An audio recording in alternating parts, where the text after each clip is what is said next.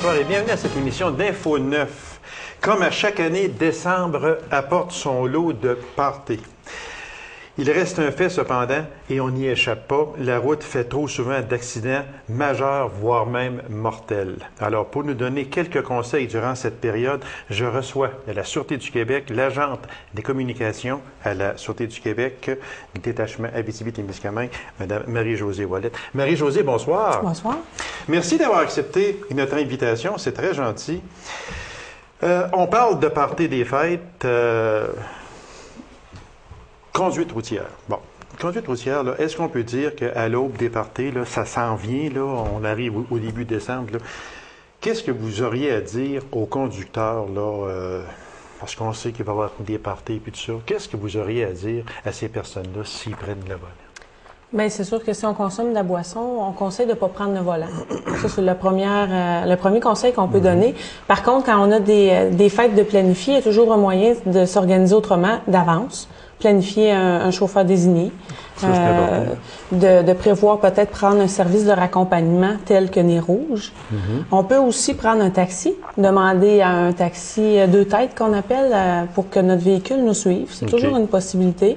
Mais l'idéal, c'est de préparer sa soirée en conséquence, puis de limiter ses consommations si on n'a pas le goût d'avoir un service de raccompagnement. Qu'est-ce que vous auriez à dire à une personne qui est en état d'ébriété, peu importe si elle est avancée ou pas, mais en état d'ébriété, qui dit « Penses-tu que je vais appeler Nez Rouge, je vais passer pour une moumoune? » Qu'est-ce que vous auriez à dire à une personne? Mais c'est un comportement qui tend à changer parce que la loi est récente dans le temps. Ça fait pas tant d'années que ça que conduire avec les facultés affaiblies, c'est criminel. De moins en moins, on entend ça, par exemple.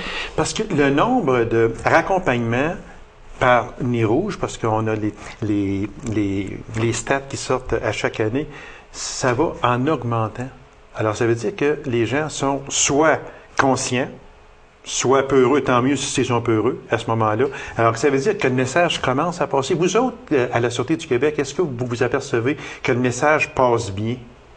Bien, le message passe bien, puis de plus en plus, on a des jeunes conducteurs sur nos routes qui ont été éduqués avec cette loi-là. Ça fait des années qu'elle existe, donc eux autres sont conscients de ça. Je pense que les gens se responsabilisent de plus en plus. Marie-Josée, si on parlait de barrage routier, OK? Bon, on sait que durant la période des fêtes, et on s'en cachera pas, la Sûreté du Québec fait plusieurs barrages routiers, et tant mieux, parce que si avec ça, on sauve un accident mortel, juste un accident mortel, c'est mission accomplie. Ça, on le saura jamais. Donc, barrage routier, ça se passe comment, un barrage routier? En ce sens, vous n'êtes pas obligé d'avertir à telle heure, on va être à telle place, etc. Vous installez. Comment c'est décidé? Bien, c'est décidé souvent de façon sporadique. C'est pas uniquement fait dans le temps des fêtes. On en fait tout au long de l'année. Oui, vous en faites, oui, exactement. Oui. Mais est-ce que vous en faites plus durant le temps des fêtes? Oui. Pendant le temps des fêtes, il y a une période qui est définie par la Société d'assurance automobile, qui est un partenaire dans ça. Et dans le cadre de l'énoncé en sécurité routière, la période a été déjà définie. Du 1er au 7 décembre, il y aura des barrages accrus pour la conduite avec faculté affaiblie, pour la vérification de conduite avec faculté affaiblie. Exactement. Donc, les gens sont sensibilisés. Ils sont un peu avertis que du 1er au 7 de décembre, il y aura barrage intensif à ce moment-là. Il se passe quoi dans un barrage? Bien, dans un barrage routier, normalement, on se place à un endroit qui est visible. Il va y avoir des feux lumineux qui vont être allumés avec des pancartes qui étaient inscrits « Barrage, pas alcool ». Et il y a des policiers avec des dossards, des lampes de poche qui interceptent tous les véhicules qui passent. Ils arrêtent tous un par un et vérifient l'état des conducteurs. Si jamais quelqu'un a des symptômes tels que l'odeur d'alcool, à ce moment-là, on peut procéder à une vérification. Qui se fait par un appareil genre Alert, est-ce que c'est ça? Oui, le vrai terme, ça s'appelle un appareil de détection approuvé. Oui, cet appareil-là va nous donner 3 résultats. Si on prend pour acquis que la limite, c'est 80 mg ou 0,08, mais moi, j'y vais avec 80 mg. À ce moment-là, l'appareil nous donne un résultat exact de 0 à 50. De 50 à 100, il va nous dire, bon, mais il est borderline. C'est ça, exactement. On va de 50 à 100, donc on dépasse la limite légale. Et si le résultat est supérieur à 100, à ce moment-là, le résultat est fail, pour échec, et à ce moment-là, la personne est apportée au poste pour subir un autre test qui, celui-là, va nous donner un résultat exact. Ah, OK. C'est là, à ce moment-là, que le résultat sur l'alcotest que vous avez dans le poste de police. Oui, c'est ça. C'est ça. Si une personne est prise avec un alcotest supérieur à 0,08, vous faites quoi? Bien, une fois rendu au poste, si la personne a un résultat, on prend 2 prélèvements. Donc, c'est ça, si les 2 prélèvements sont supérieurs à 80 mg, il y a une suspension du permis de conduire. Si c'est une première fois, c'est une suspension de 30 jours sur le champ. Et si c'est une récidive, c'est une suspension de 90 jours. Il y aura eu au préalable aussi le remorquage et remisage du véhicule. Et ensuite, il y a les... Ça, c'est tout aux frais de l'automobiliste. Oui, de l'automobiliste. Et ensuite, il y a tout ce qui s'ensuit, exactement, là, ce qui s'ensuit avec... Bon, et ce qui est excessivement important, je pense, Marie-Josée, qu'il faut le souligner, dossier criminel. Si le juge considère que la personne est coupable, oui, il y a un dossier criminel qui peut faire... Tout ce que ça comporte aujourd'hui, un dossier criminel, je pense que c'est mieux de prendre Opération Nez Rouge, j'ai l'impression. Chauffeur désigné, important, Opération Nez Rouge, dossier criminel, perte de permis de conduire, tout ça mis ensemble. Qu'est-ce que vous auriez à dire à la population là, à l'aube des fêtes, là, comme conseil? Bien, si on considère que 85 des hommes et 77 des femmes de plus de 15 ans qui consomment de l'alcool, selon les statistiques, ça fait beaucoup de gens. Dans la dernière année, on a quand même en Abitibi arrêté 447 personnes en état d'ébriété. Donc, c'est plus qu'un par jour. Et dans certains cas, ça se termine par des accidents avec blessés ou, comme vous disiez, avec des accidents mortels. Exactement. Donc, je demande aux gens d'être encore plus sensibles à ça et de planifier ces soirées un conducteur désigné. Un conducteur désigné si on est en groupe ou bien un taxi. Ou bien un taxi. Puis si c'est durant le temps des fêtes, bien ne pas avoir peur d'appeler Opération Nez Rouge qui existe à la grandeur de l'Abitibi-Témiscamingue. Oui. Marie-Josée, merci infiniment. Puis après les fêtes, on aura d'autres dossiers à débattre et puis ça va nous faire très plaisir de vous réinviter. Ça fait plaisir. Je vous souhaite de très joyeuses fêtes également. Alors, courte pause, mesdames et messieurs, et on vous revient immédiatement après. Restez avec nous.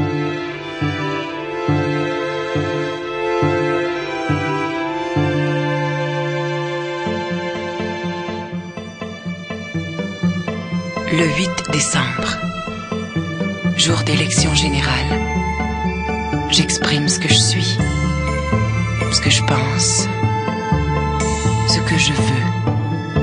Je vote. Le vote par anticipation aura lieu les 30 novembre et 1er décembre.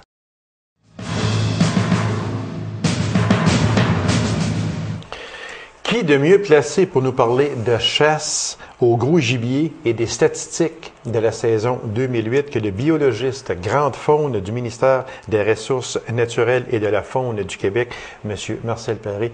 Monsieur Paré, bonsoir. Bonsoir. C'est sa visite annuelle. Ça nous fait toujours plaisir de vous recevoir, Monsieur Paré, parce qu'on informe les gens, on les tient au courant de ce qui se passe après une saison de chasse au gros gibier. Avec les statistiques que vous nous donnez, on voit là, si vraiment ça a été bon, moyen, passable, etc. Ouais. Fait que c'est vraiment... Mais dans l'ensemble, Monsieur Paré, est-ce qu'on peut dire que ce fut une bonne saison? On parle toujours de chasse au gros gibier, là. Oui, oui. Est-ce que, si on attaque l'orignal, est-ce qu'on peut dire que ça a été une bonne saison? Une bonne saison. On peut distinguer, par contre, entre les deux zones de chasse. La zone 13, qui est disons, le grand bloc, en fait, de l'Abitibi-Témiscamingue comme tel. Là, on voit comme un léger fléchissement. Il y a comme, on pourrait dire, peut-être un essoufflement. La récolte a été peut-être de près de 300 orignaux de moins qu'il y a 2 ans. OK. Donc, oui, parce qu'on ne peut pas parler de l'an passé, parce que l'an passé, on avait le mâle en surplus. C'est ça, la femelle, excusez-moi, en surplus. Donc, on se rapporte à il y a 2 ans passés pour la même sorte de chasse. Mais il faut penser aussi que l'an passé, même en ayant la femelle, ça avait fléchi de près de 600 orignaux de moins dans la zone 13 par rapport aux 2 années d'avant. C'est dû à quoi, ça? Principalement à la date d'ouverture. En fait, si on remonte en 2004-2005, on avait devancé la date d'ouverture des saisons, disons disons que pour ce qui est de l'arme à feu, c'est vraiment là qu'il y a la plus grosse pression de chasse. Et là, on avait eu 2 récoltes records. On débutait le 1er et le 2 octobre. Et là, par la suite, c'était un peu normal, disons, en débutant un petit peu plus tard, que la récolte baisse, surtout au niveau des mâles. Parce que là, on est un petit peu plus loin du rut, par exemple, la principale période de rut. Donc, les mâles sont moins vulnérables, disons, quand on débute un peu plus tard. Cette année, c'était mitoyen. On débutait le 4 octobre. Et puis, là aussi, on s'attendait évidemment à une récolte un peu plus faible qu'auparavant, mais il y a ça, puis il y a un peu moins de faim aussi dans la récolte que par le passé. OK. Donc, c'est pas là un déclin, là, disons, significatif, mais il y a une certaine lumière jaune qui est allumée en disant, ben wow, parce que là, on est rendu à un certain point là où ça s'essouffle, puis ça l'a terminé, disons, d'augmenter ce qu'on avait connu peut-être les 15 années précédentes, je dirais. Dans le cas de la zone 16, c'est différent. Ça, c'est juste au nord du 49e, là, allant jusqu'à Matagami, tout ça. Ça, je dirais, c'est encore en progression. Il y a tout près de 400 orignaux qui ont été prélevés cette année, même avec la femelle protégée. Donc, le succès, je dirais, est très bon. Et c'est encore en augmentation, je dirais, comme quantité d'orignaux. Si on regarde les statistiques de récolte d'orignaux dans les zones 13 et 16, dans la zone 13, on parle de 1412 mâles adultes. On parle de femelles 35 et de fans 385. OK? Pour un total de 1833. On avait mâles et veaux. Pourquoi femelles 35?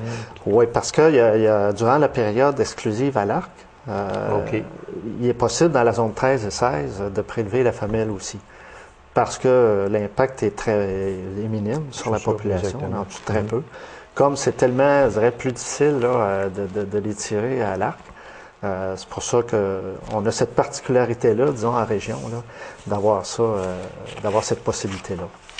Si on regarde, et pour la zone 16, on parle de 342 mâles adultes, aucune femelle, puis on parle des fans 54 pour 396. Alors, dans l'ensemble, c'est 2229 orignaux abattus au cours de la dernière saison de chasse. Tout à fait.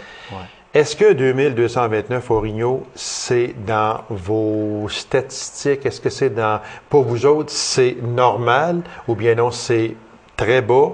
Ou bien non, c'est haut, parce qu'on sait que vous faites quand même des relevés, puis avec le fameux plan de mâle et veau, après ça, mâle, femelle, veau, ça a stabilisé passablement la récolte, le nombre d'orignaux dans les zones.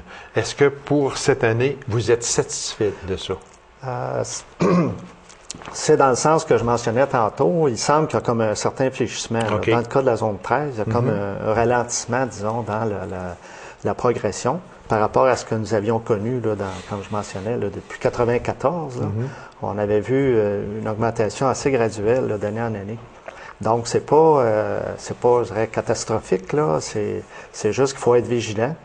Lorsqu'on a adopté le dernier plan de gestion en 2004, et du vœu des associations, ça avait été le choix qui avait été fait à ce moment-là de devancer d'environ une semaine, c'est-à-dire 5 jours de chasse, les dates d'ouverture. Et on mentionnait à ce moment-là que nécessairement, on prélèverait un plus grand nombre de mâles parce qu'on chasse davantage en pleine période de rut. Fait que juste 5 jours seulement de différence peut faire une énorme différence dans l'abattage. Ah, tout à fait. Quand on décortique, par exemple, c'est que le gros de la pression est fait à l'arme à feu et en l'espace de 4-5 jours de chasse, on prélève 70 à 80% des mâles. Donc, si vous êtes juste, des fois, mettons une semaine plus tôt, au moment où les mâles, disons, sont pas encore tout à fait en couple, sont plus disponibles, disons, donc c'est certain que ça va avoir un impact. C'est-à-dire c'est intéressant, disons, pour le chasseur, parce que c'est plus actif, plus de manifestations. Par contre, on laisse pas le temps, disons, à la majorité des femelles de se faire accoupler durant la principale période de rut. Donc, on perd un peu, je dirais, là, d'efficacité au niveau de la productivité. Fait que tout ça est contre ce que si on fait une rétrospective très vite, parce qu'il faut comparer 2006 à 2008, si on veut voir. En 2006, 93 orignaux dans la zone 13 contre 1833 cette année. Fait que c'est là qu'on voit un fléchissement un peu. Et dans la zone 16, on voyait 381 en 2006 pour 396 en 2008. C'est donc dire que si on parle de pourcentage de succès, on voit une différence dans la zone 13 ici, là, 7,4, 8,5. C'est pas énorme quand même, mais il y a une baisse encore là. Comme ça demeure encore un succès, je dirais, qui est nettement supérieur à ce qu'on vivait là, avant le plan de gestion. Lorsqu'on avait droit à tout, là, le succès était à peine ça, de l'ordre de 7 Là, la femelle est protégée, puis on a un succès supérieur à cette On sait que ce plan-là, depuis 2004, là, qui a été revisé, c'est ça, en 2004, est-ce que ça prenait absolument un plan de même pour stabiliser la chasse à l'orignal, pour ne pas qu'on se ramasse avec beaucoup moins d'orignaux? Là, actuellement, le nombre d'orignaux demeure à peu près stable, je présume? Sur la base des résultats ou tout ça, oui. Je dirais que depuis là, 2004, là, le nombre est probablement assez stable. OK. Il reste que dans l'objectif du plan, ce qu'on visait, c'était encore de poursuivre la progression, l'augmentation du nombre d'orignaux. OK. Donc là, on vit davantage comme une stabilisation. Fait que ça veut dire qu'au moment où l'on se parle, après cette saison de chasse et les autres précédentes, le ministère est satisfait de ce qui se passe actuellement avec ce plan de gestion-là. Oui, mais quand même un peu préoccupé parce qu'on ne voudrait pas perdre non plus là, la qualité de chasse qu'on avait auparavant. L'autre élément qui est venu peut-être un peu, je dirais, contrecarré, c'est que surtout l'an passé, le nombre de chasseurs a augmenté dans les deux zones.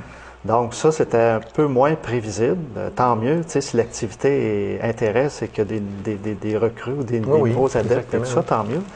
Mais plus il y a de gens en forêt, on ne peut pas s'attendre à offrir nécessairement autant ou plus d'orignaux. Donc c'est un élément qui vient jouer certainement dans cette dynamique-là. Alors, ça veut dire que pour l'ensemble, le ministère, oui, c'est satisfaisant, puis ça va dans les données du plan de gestion. Comme je mentionnais, là, on va regarder aussi, là, il n'est pas impossible qu'il y ait des changements d'ici la fin du plan de gestion. C'est-à-dire pas l'an prochain, mais peut-être plus à partir de 2010. Là, ce sont des choses possibles. C'est pas impossible qu'on regarde avec les partenaires. Là. Monsieur Paré, on va parler d'ours. Ah! C'est votre domaine aussi. Ils ont été beaucoup moins dérangeants que l'an passé, parce que l'an passé, ça a été l'enfer. C'était terrible l'an passé. Il y avait même des ours qui cohabitaient quasiment avec des personnes presque au centre-ville, un peu partout. C'est quoi qui s'est passé versus l'an dernier avec cette année? Parce que cette année, on n'a pas entendu de plainte, ou à peu près pas. Très peu, effectivement. C'est ça. Le gros facteur, c'est l'abondance de nourriture en forêt. Donc, surtout les petits fruits. Alors, quand les petits fruits, bleuets, framboises, cerises, cerises, cormier, etc. Quand surtout les fruits en milieu d'été, lorsqu'ils sont disponibles, c'est vraiment très différent parce que lui, il a absolument besoin de créer ses réserves de graisse. Il est 6 mois à peu près là, endormi. Du mois de novembre au mois de mars ou à peu près? Avril. Même ça va avril, oui, ça va avril. Mi-avril, fin avril, dépendant des printemps. Donc, donc, en contrepartie, l'an passé, on savait, surtout dans la MRC de Rouyn-Noranda, où il y avait eu une période où des gels importants, tardifs, disons à mi-juin environ, c'était catastrophique parce qu'il y avait très peu de petits fruits disponibles. Donc, l'animal crève de faim, comme on dit, il cherche la nourriture. Fait que là, il s'approche des habitations. C'est tout à fait normal. Ouais. Parce que si on regarde dans les statistiques que vous m'avez fournies, et je vous en remercie beaucoup, M. Paré, si on regarde ça, en 2008, on parle de 956 ours, 916 chassés, puis 40 piégés. Mais en 2007, on parle de 1164 ours, dont 1083 chassés et 68 piégés. La différence est là. Oui, essentiellement, il y a eu un peu moins de piégeage cette année. Oui. D'ours, puis aussi au niveau des chasseurs non résidents, en fait, ceux qui doivent passer par des pourvoyeurs, qu'on appelle ceux sans droits exclusifs, en tout cas qui chassent en territoire le non structuré, disons, donc, ça, il y a eu un certain fléchissement de ce côté-là. Mais il reste quand même que la récolte, on parle là, quand même encore tout près de 1000 ours là, qui ont été déclarés. Donc, ça demeure là un prélèvement important. Mais ça se maintient bien. Il y a de la place encore pour en prélever un peu plus que ça. Est-ce que, justement, là, s'il y a de la place pour en prélever encore plus, là, les chasseurs, est-ce qu'ils font encore des pressions pour avoir les fameuses 2 chasses à l'ours, une au printemps et une à l'automne? Là, c'est seulement le printemps. Pour la chasse, oui. Pour la chasse. Le piégeage est possible le printemps et l'automne. Et l'automne. Mais pour la chasse, il y a seulement une chasse à l'ours. Ouais. Est-ce que il se peut que ça revienne à 2 chasses ou bien non, si pour l'instant ça va bien de même? Pour l'instant, ça va bien comme ça. Je pense que le gros de la clientèle, à l'occasion, oui, il y en a qui soulèvent cette possibilité-là. Mais il faut se rappeler, c'est parce que les gens pensent que c'est peut-être miraculeux l'automne, la chasse à l'ours. C'est surtout opportuniste. C'est difficile à l'automne de les attirer sur des appâts. Parce que déjà, ils ont leur graisse un peu de fête. La dynamique n'est plus du tout parce pareille. que le printemps, ils sortent de leur cache. Ouais. Alors à ce moment-là, ils ont faim. Ouais. C'est plus facile à attirer vers soi. Là. Ouais. L'autre avantage qu'il y a aussi, c'est qu'au printemps, les femelles sont beaucoup moins disponibles. Donc, en proportion, on prélève, je dirais, beaucoup plus de mâles au printemps, ce qui est bénéfique en soi, ce qui touche moins à la productivité. Alors qu'à l'automne, c'est davantage en proportion de femelles qu'on prélève. Okay. Et aussi, c'est qu'on pense que c'était miraculeux, mais avant, lorsque cette chasse-là était permise, c'était 60-75 ours par automne qui étaient prélevés. OK. Fait donc, c'est peu par rapport au total. Mais ça, nécessairement, disons, au renouvellement du plan de gestion, là, pour 2013, on va refaire le bilan, puis on va voir avec les partenaires où ça en est, là, pour voir.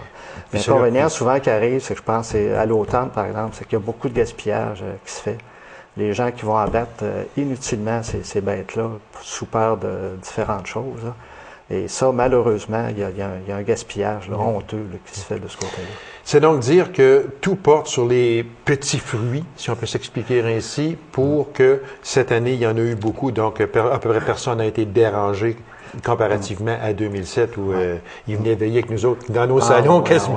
C'était terrible. Juste dans les ours déclarés l'an passé, là, pour fin de contrôle, il y en avait 116. Puis cette année, il y en a 10 à date qui ont été déclarés. Ça veut dire que c'est en plus de tous ceux qui ont été déplacés, puis des oursons qui ont été accueillis au refuge Pajot l'an passé. C'était 35 oursons qui ont été accueillis, des oursons orphelins. Donc, c'était un autre monde. C'était très, très différent. Est-ce qu'on peut dire que ça s'était à peu près jamais vu? Ah, jamais. En région. En région, je parle, oui. En région, oui. Monsieur Paré, on va délaisser l'ours pour aller avec le chevreuil. Avec arme à feu, au Témiscamingue, du 1er au 9 novembre, chasse contingentée ne pourra être pratiquée dans certaines parties du territoire. C'est quoi cette chasse-là? Est-ce que c'est nouveau du 1er au 9 novembre? Non, cette saison-là, à l'arme à feu, elle existe depuis quelques années. Okay. En fait, elle avait été allongée d'une fin de semaine il y a 2 ans. Ce qu'il y a de nouveau cette année, et durant cette saison-là, à l'arme à feu, on avait droit uniquement aux mâles adultes, qui portent des bois d'une certaine dimension. Et cette année, on ajoutait la femelle et le faon, mais ça prend un permis spécial qu'on obtient par tirage au sort. Donc, il y avait 2 EC et un territoire libre, la zone 13 sud-ouest, où c'était offert. Et il y a eu des gens, je pense, qui en ont profité. Là. On n'a pas les chiffres complets, là, mais il y a quand même une vingtaine de cerfs, mâles et femelles, qui ont été prélevés là, durant cette saison-là. Est-ce qu'au Témiscamingue, parce qu'on parle du Témiscamingue, est-ce qu'au Témiscamingue, la population de chevreuil, est-ce qu'elle est bonne? Est-ce qu'elle est grosse? Oui? Oui, on parle juste pour ce bloc-là au sud, là, c'est probablement autour de 2000 cerfs là, qui fréquentent le territoire. Oui. Mais pas assez pour ouvrir à tout le monde? La chasse à tout le monde? En fait, elle est ouverte à tous à tout le monde, c'est-à-dire qu'il y a une période à l'arc et arbalète, et une période à l'arme à feu dans tous ces territoires-là, ce qu'on dit, une zone dite de territoire libre et 3 EC là, où ça dit Maganésépied, du Moine, Restigos, où là, il y a quand même, tu sais, c'est toutes ces saisons-là. OK. Donc, c'est possible. Comme dit, c'est ouvert à tout le monde. Quand il s'agit d'une ZEC, ben là, faut payer des droits d'accès, etc. Mais en territoire libre, là, c'est vraiment plus... Il y aura, ouvert. M. Paré, cette année, un recensement d'orignaux. Et vous êtes très fiers d'en parler aussi. Zone 16 et 17. Donc, zone 16, c'est une de nos grosses zones ici, chez nous.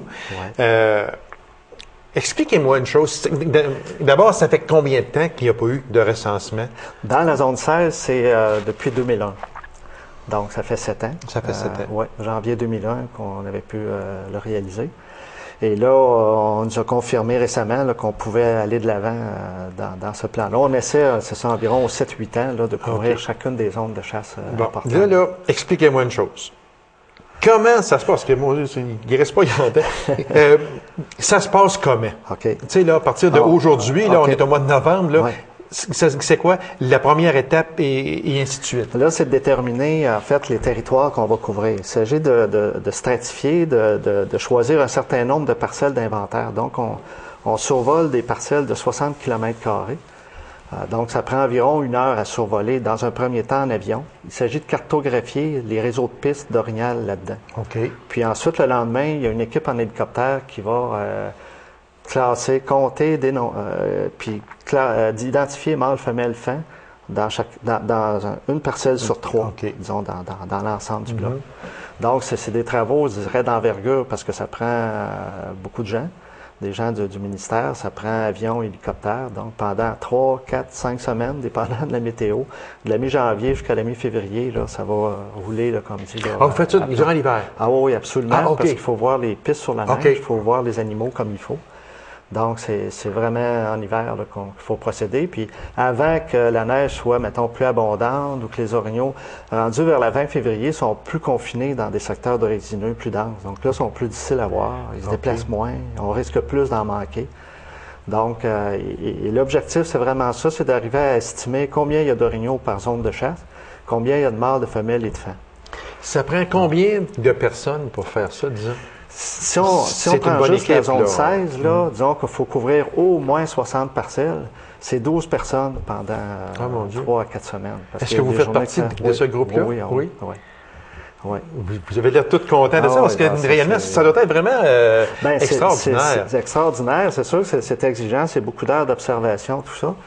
Et des fois, c'est le meilleur outil, finalement, pour aller voir combien il reste d'orignaux en forêt. S'assurer que les populations sont en bonne santé. C'est important, après ça, pour faire des plans de gestion, etc. C'est important. Monsieur Paré, merci infiniment. Merci de vous être déplacé pour cette entrevue-là. C'est toujours passionnant de vous recevoir. Vous faites un excellent travail et votre équipe également. Fait que, avec des gens comme vous, on peut être assuré d'avoir une bonne chasse et une chasse longtemps, je veux dire, de plusieurs années à venir encore. C'est l'objectif, c'est vraiment notre mission, de s'assurer que les populations soient en bonne santé. Là, puis, oui. Alors, merci beaucoup, M. Paré. Merci aussi. Alors, mesdames et messieurs, merci d'avoir été là et on se donne rendez-vous à une prochaine émission d'Info 9. Au revoir.